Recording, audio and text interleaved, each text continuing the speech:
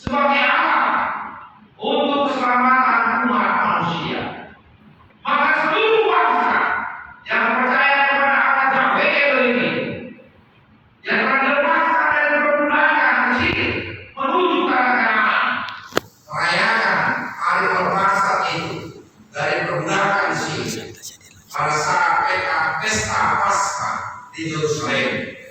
Disinilah Yesus datang. Dan mereka telah mendengar tentang kedatangan Tuhan Yesus. Dan mereka berseru-seru memuliakan Allah. Hosana, terpujilah Raja yang datang dalam nama Allah. Hosana anak Raja Daud. Anak Daud, Allah yang ditinggikan. Saudara yang terkasih, pohon malem ini atau palem ini adalah lambang untuk menyambut seorang yang dihormati, pemimpin bangsa itu. Maka ini tradisi Yahudi sampai sekarang dilaksanakan sampai Minggu Paskah. Ya, tetapi Yesus datang berbeda dengan keinginan manusia atau bangsa Yahudi pada saat itu di Yerusalem. Dia datang bukan dengan kemewahannya, dengan menaiki kereta kuda Ramon sebagai panglima hebat atau orang yang dihormati. Dia datang naiki seekor keledai. Nah, inilah inti sinopsis itu. Matius, Markus, Lukas mengatakan Yesus menyuruh murid-muridnya 2 orang untuk mengambil keledai pertama, dan jika ada yang mengatakan untuk apa keledai itu, Tuhan memerlukannya. Jadi sekarang Injil Yohanes dalam epistel atau pengantar khotbah mau katakan Yesus sendiri yang melihat keledai itu dan naik ke atas keledai itu. Nah, artinya itulah lambang kerendahan. Allah yang datang dalam kerendahan sebagai manusia. Allah yang datang membawa damai sukacita sebagai manusia. Allah yang merendahkan diri di kayu salib itu. Nah, ini disebut dengan Via Dolorosa, jalan salib. Yesus mereka angkat sebagai apa? Sebagai raja dengan bangsa itu, untuk membebaskan mereka orang Yahudi ini dari perbudakan Roma. Tapi dia bukan raja dunia ini, raja surgawi. Dia datang untuk mendamaikan kita dengan Allah melalui darahnya yang tercurah di kayu salib. Nah, disitulah kecewanya bangsa ini. Setelah Yesus melakukan perjalanan itu, ya, dan menyatakan kemuliaan Allah, kemahakuasaan Allah yang ada pada diri Yesus sendiri, mereka kecewa. Mereka anggap Yesus sebagai panglima perang atau pemimpin politik untuk melawan bangsa Rom pada saat itu, bangsa penjajah tengah-tengah Yerusalem itu. Jadi kecewaan mereka itulah yang membuat mereka gelap mata dan dirasuki kegelapan.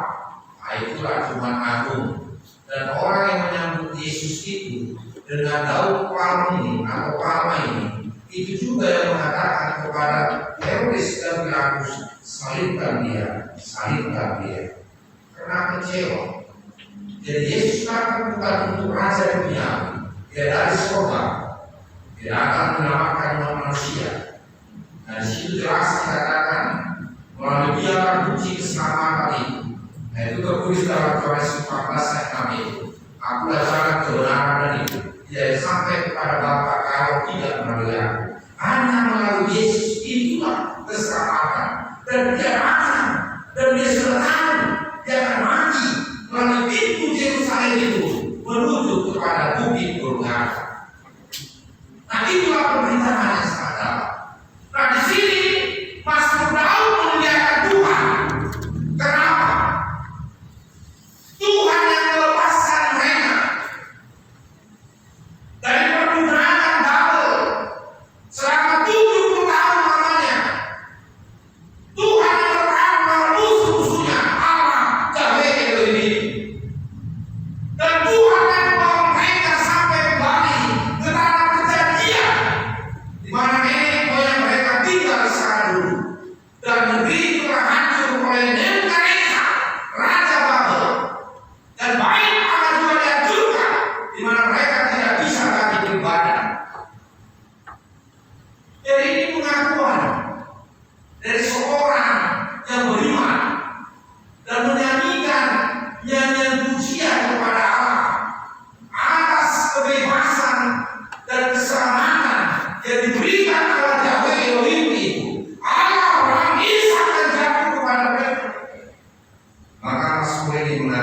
saudara terkasih, dia mengakui kekuasaan Allah itu bagi anak-anaknya luar biasa. Dia mengatakan dia 31, ya, dia mengatakan kepada umat Israel supaya Allah bertindak atas musuh-musuhnya. Di sini karena dia 31. Matilah binatang-binatang di Firaun, kawanan orang-orang kuat, penguasa-penguasa bangsa-bangsa, ikatlah mereka yang mengejar perang, serahkanlah bangsa-bangsa yang suka berperang. Jadi nyanyian ini membukakan kepada kita juga, jangan lebih mencintai kita perak, emas, ya, harta begini. Injaklah mereka, kata pemasmur, memohon kepada Allah. Nah, jadi yang perlu bagi kita adalah, ya, hidup di dalam kerendahan hati seperti Yesus yang datang ke Yerusalem itu. Dia bukan naik kuda lambang keperkasaan, tidak.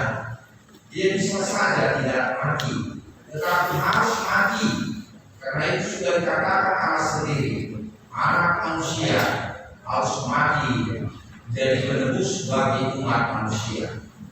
Dan dia akan bangkit pada hari yang ketiga dan naik ke surga. Nah, itu pengakuan iman kita juga. Nah, jadi di sini Mazmur mengatakan bersorak-sorailah, pujilah Tuhan, nyanyikan Allah yang telah melepaskan kita, Yesus yang telah menebus kita dari dosa dan kematian. Pujilah Dia, bersorak-sorak, nyanyikan nyanyian kepada Tuhan, walaupun suara kita ini palsu, ya, tapi bernyanyilah, bukan karena indahnya suara kita itu paduan suara, festival itu. Nah, kalau seorang kumpul suaranya, mereka mau dengan bernyanyi, bukan harus cantik suara itu, yaitu festival namanya, vokal solo dan lain-lain, tandingan itu. Tetapi pujilah Tuhan, nyanyikanlah Dia, bermasmurlah bagi Tuhan, menyanyilah bagi Allah. Ayat 33, ya, hai kerajaan-kerajaan bumi, menyanyilah bagi Allah, bermasmurlah bagi Tuhan. Jadi tidak salah kita bernyanyi, mau angkat tangan menyebut kepada Tuhan nggak salah. Tidak ada larangan ke situ. Ya, Mazmur Daud mengatakan bermasmurlah, bernyanyilah, pujilah Tuhan. Ya, banyak orang tidak mau bernyanyi, akhirnya depresi. Menghilangkan depresi itu harus bernyanyi. Mau pergi ke dokter ini, psikis kejiwaan suhunya, sedangkan dulu pikiran kita. Kalau obatnya kita makan itu sebentar nih, saat ini tiap hari mau putus berusaha karena banyak beban, ya. Artinya tetap kita puji Tuhan dengan nyanyian-nyanyian, bernyanyilah bagi Tuhan. Tiap pagi nyanyikan seperti burung berkicau pagi-pagi, nyanyikan nyanyian bagi Tuhan. Pujilah Dia hai bangsa-bangsa, bermasmurlah baginya, bernyanyilah bagi Allah. Karena kita beribadah untuk didengarkan Tuhan, suara kita itu indah atau menyenangkan hati Tuhan. Bagaimana? Menyenangkan hati Tuhan kita. Bukan dilihat orang suara kita itu indah, tidak.